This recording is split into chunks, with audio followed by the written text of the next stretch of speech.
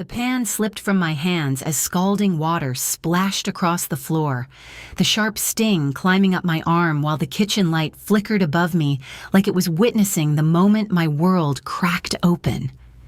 I remember the metallic scent of the stove, the distant hum of the refrigerator, and the way my knees buckled as I tried to steady myself, and through it all, the cold realization that the people I trusted most barely turned their heads.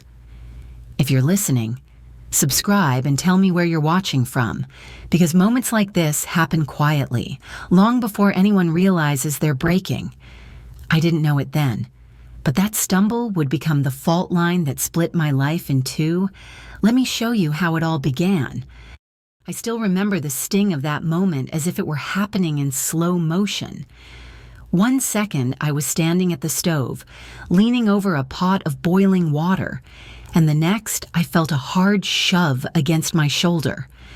My hand jerked, the pot slipped, and scalding water splashed across my arm and the floor. The shock of it stole my breath.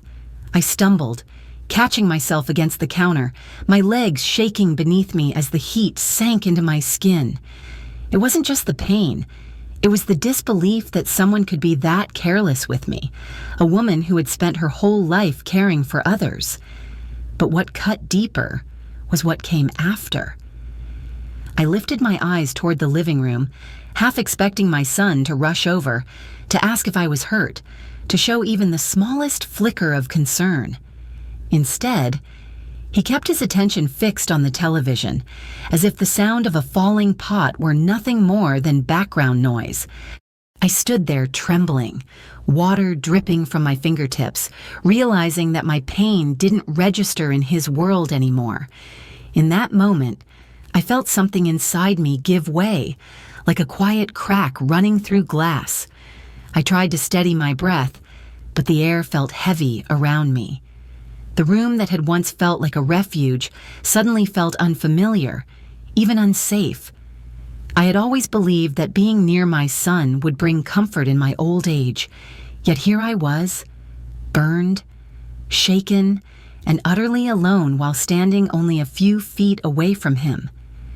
That moment became the first undeniable sign that the life I thought I still had was already slipping away. Looking back now, I can see it clearly. That was the moment the real story began, long before I understood just how far my world was about to break. When I think about how everything unraveled, my mind always drifts back to the quieter days, before the cracks started to show. For nearly 50 years, my life had been shaped by Thomas's steady presence. He was the kind of man who made ordinary days feel safe, who brought a calm warmth into every corner of our home. Losing him felt like losing the rhythm of my own heartbeat. In the months after he passed, the house we'd shared became unbearably silent. Even the mornings felt heavy, as if the sun had to fight its way through my grief just to reach the windows. I tried to fill the emptiness with routine, but loneliness has a way of slipping through even the busiest hours. That was when Michael reached out, telling me he didn't want me spending my days alone. The idea of being near family again felt like a lifeline, so I packed up decades of memories and moved into his home in Portland. I told myself it would be a new start, something gentle to carry me forward. At first, I tried to make myself useful, brewing morning coffee, tidying small things, offering quiet gratitude for having somewhere to belong. Michael was polite in a distant sort of way, as if he was balancing affection with an underlying distraction. And Ashley, well, in the beginning I convinced myself that her coolness was just her nature. A raised eyebrow here, a curt tone there, small things that stung, but I brushed them off, telling myself I was being overly sensitive. Grief can scramble your judgment like that. It makes you eager to hold on to any scraps of belonging you can find. Still, tiny moments began to pile up, like pebbles slipping down a hill before the whole slope gives way. I didn't realize then how quickly those small shifts would harden into something much heavier, setting the stage for everything that came next. The shift inside that house didn't happen all at once. It crept in slowly, like a draft slipping under a door. At first, it was just small moments that left me feeling slightly out of place. Michael brushing past me without really seeing me, or Ashley sighing when she found me folding laundry I thought would help lighten her day. Each moment seemed harmless on its own, but together they began to form a heaviness I couldn't ignore. I kept telling myself it was simply an adjustment period, that I needed to be patient, that grief was making me overly sensitive. But deep down, a quiet uneasiness was already taking root. Over the weeks, the tension became a part of the air. I noticed how often Ashley's eyes tightened when I entered a room, how Michael's conversations with me grew shorter, thinner, almost rushed. I felt myself shrinking, as if the smaller I became, the less I might disturb the fragile balance holding the household together. I tried to stay useful, cooking simple meals, keeping to the edges of the living space, but even those efforts seemed to irritate more than help. The moment everything shifted happened during another one of those ordinary afternoons in the kitchen. I was stirring a pot when frustration from Ashley spilled over, and her quick, abrupt movement startled me so badly that I lost my footing. My arm brushed the hot pot as I stumbled, sending a burning sting up my skin. The pain startled me, but what hurt far more was the silence that followed. No rush to check on me, no concern. I stood there swallowing back a wave of embarrassment and disbelief. Later, when Michael told me that perhaps I needed more independence, the words landed like a quiet dismissal of my entire place in his life. I could barely respond. Independence, framed as if it were a gift, when it felt more like being pushed out of the only space I had left. That night, lying awake, I realized something was shifting beyond my control. I could feel the ground beginning to give way beneath me, hinting at the abandonment waiting just ahead. When Michael pressed those $200 into my hand, it felt less like help and more like a quiet dismissal. He avoided my eyes, and in that silence I understood that whatever place I once held in his life had already been erased. I didn't argue. I didn't ask what I was supposed to do next. I simply nodded, gathered my things, and waited for morning to come.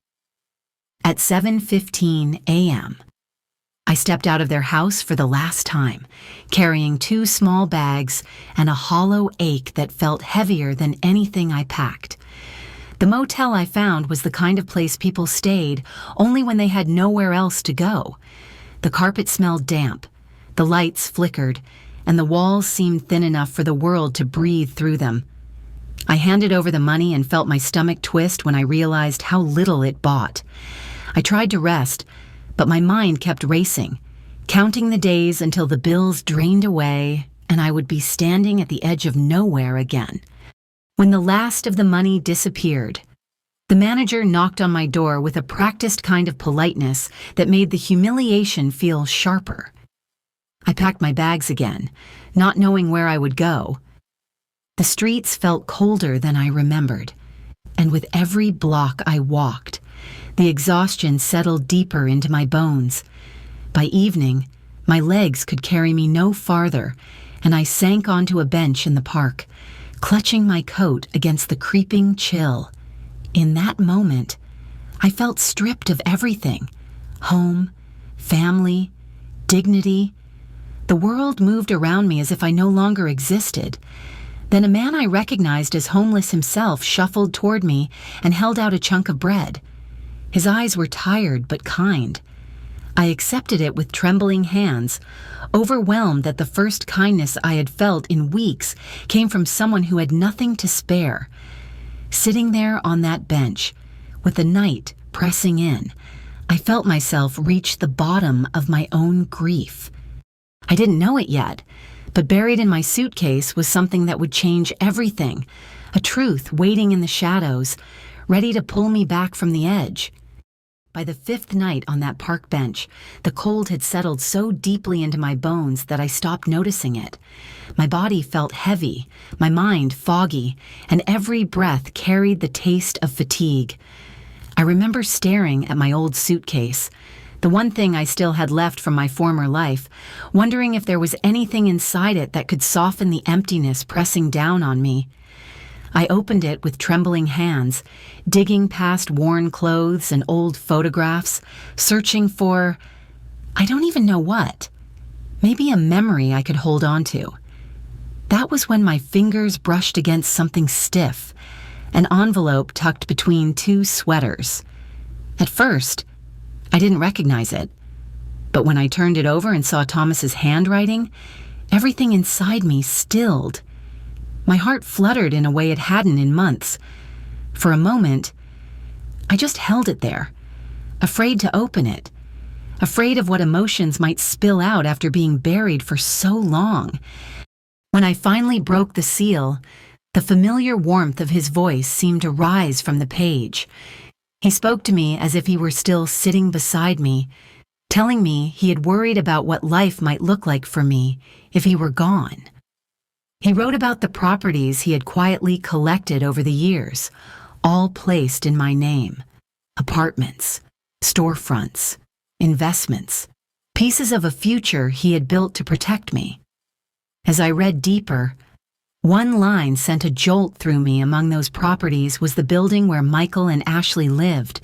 I sat frozen, the weight of everything shifting inside me. The despair that had been draining me for weeks cracked open just enough to let in something else, something like strength or clarity, or the faintest spark of who I used to be. For the first time in a long while, I felt myself inhale with purpose, ready to rise from that bench and reclaim whatever pieces of my life were still mine. Once the shock of Thomas's letter settled into me, a steady sense of direction rose through the grief. At a payphone near the park, I called the attorney whose name Thomas had written. Saying his name aloud felt like letting Thomas guide me one last time. When Daniel Brooks sent a car, I waited on the curb, surprised anyone still treated me with dignity. During the ride, the city lights blurred past, and for the first time in weeks, I felt a small return of safety. At the office, Daniel revealed the truth that reshaped everything: properties, investments, and accounts Thomas built over decades, all in my name, more than $10 million, waiting for me to claim. Hearing it left me breathless, not because of the number, but because Thomas believed I would need protection long after he was gone. When Daniel encouraged me to check into a hotel, I allowed myself to follow his guidance. Under the hot shower, layers of fear washed away. I ate a warm meal, put on clean clothes, and finally faced my reflection. I saw a woman who had survived more than she imagined. The next morning, I purchased a few outfits and shoes that fit, then stepped into a salon where a stylist trimmed away months of neglect. Each change strengthened something inside me. Over the next days, I met with Daniel's team, learned the basics of financial management, and created a holding company so I could move quietly and securely. With every decision, confidence returned to my voice. I was no longer the woman abandoned on a park bench. I was reclaiming my life, my choices, and my future. With that certainty settling into me, I knew I was ready to take the first deliberate step toward everything Thomas intended. Reviewing the property documents felt strangely steadying. When I reached the lease for the apartment where Michael and Ashley lived, I noticed the rent was far below market value. Thomas had lowered it years ago out of kindness, hoping to give them a comfortable start. Sitting at my desk, I let the reality settle in. They had been living under the protection of a man they barely acknowledged. Updating the rent to the current market rate of $2,100 felt less like a punishment and more like restoring the balance Thomas once carried alone. Within weeks, reports reached me about their growing strain. Their expenses had always stretched past their income, and the increase exposed every weak seam. I heard about arguments spilling out and the quiet tension that settled into their routines. I felt no satisfaction in hearing any of it. If anything, I felt a sober clarity about how fragile their foundation had been long before they pushed me away. When the property manager informed me they were 60 days behind on rent, I sat with the news briefly. I remembered the way they dismissed my presence, the way I had folded myself smaller just to stay. This time, I did not shrink. I authorized the legal proceedings with a steady hand, not out of anger, but because structure matters and choices carry weight. As the court date approached, I felt a stillness settle inside me, guiding me toward the confrontation I could no longer avoid. I sat in the back row of the courtroom, almost hidden, letting the wooden bench hold the weight of everything that had led me there. Michael and Ashley stood before the judge, their shoulders tight, their voices low. I kept my gaze steady as the ruling was delivered. They had 10 days to vacate the apartment. The words felt heavy, but not cruel. They were simply the consequence of choices made long before this morning. When the hearing ended, I slipped out quietly. Later that afternoon, Daniel told me Michael had requested a meeting with the building's owner. Hearing that, I felt a subtle shift inside me, an old ache mixed with a new steadiness. I agreed to the meeting, knowing I needed to face him without anger clouding my judgment. The next day, I sat in Daniel's office, positioned behind the desk. My hands rested calmly in my lap as I listened to the sounds of footsteps approaching.